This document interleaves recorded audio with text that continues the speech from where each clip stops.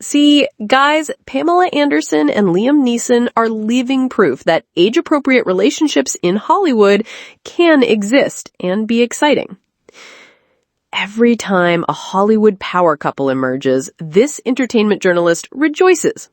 My favorite dopamine hit this week came courtesy of Pamela Anderson and Liam Neeson, a couple that seems so improbable and yet so right. Even though I did not see this coming even 14 days ago, I am now cheering them on to go the distance, should they choose to, of course.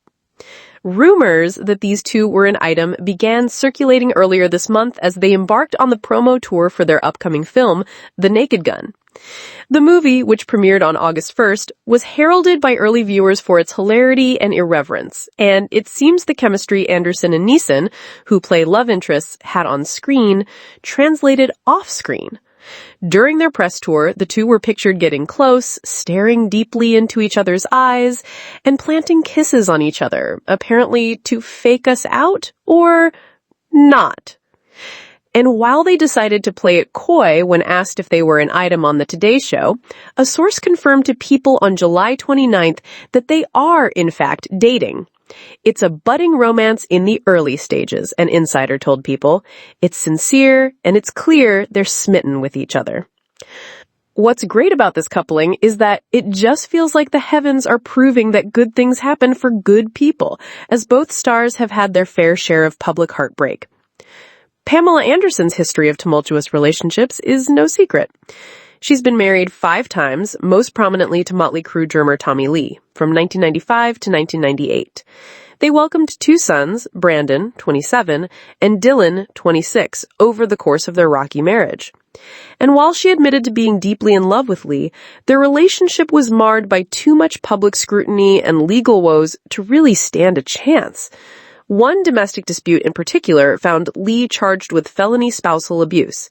He was sentenced to 6 months in jail. The divorce from Tommy was the hardest, lowest, most difficult point of my life, Anderson wrote in her memoir, Love, Pamela. I was crushed. I still couldn't believe that the person I loved the most was capable of what had happened that night. We were both devastated, but I had to protect my babies.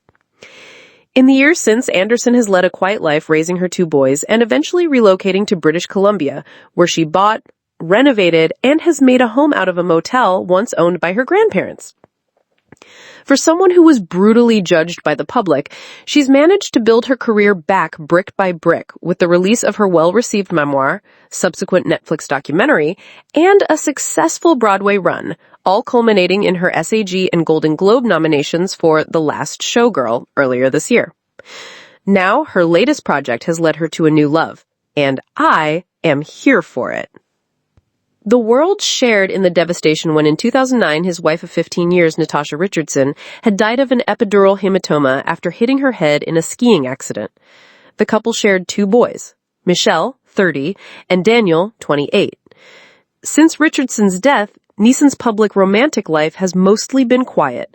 Asked in 2024 if he was interested in dating, the Taking actor told People, no, in a word, I'm past all that.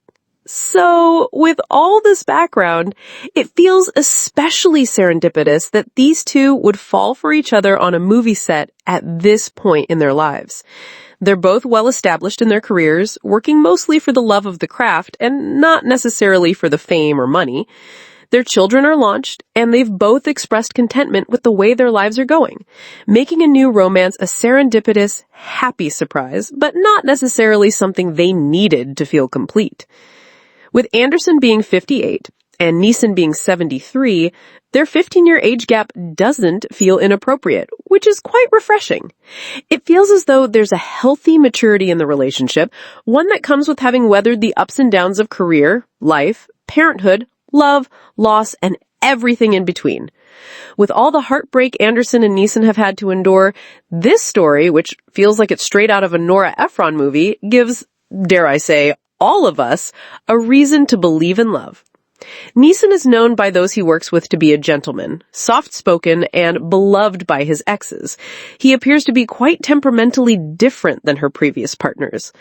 Anderson is fun and has always lived her life on her own terms and can bring some of her spontaneity to his more straight-laced persona. Here's hoping for true love to win, and for their film to be a huge hit so we can see their chemistry on screen again in a sequel.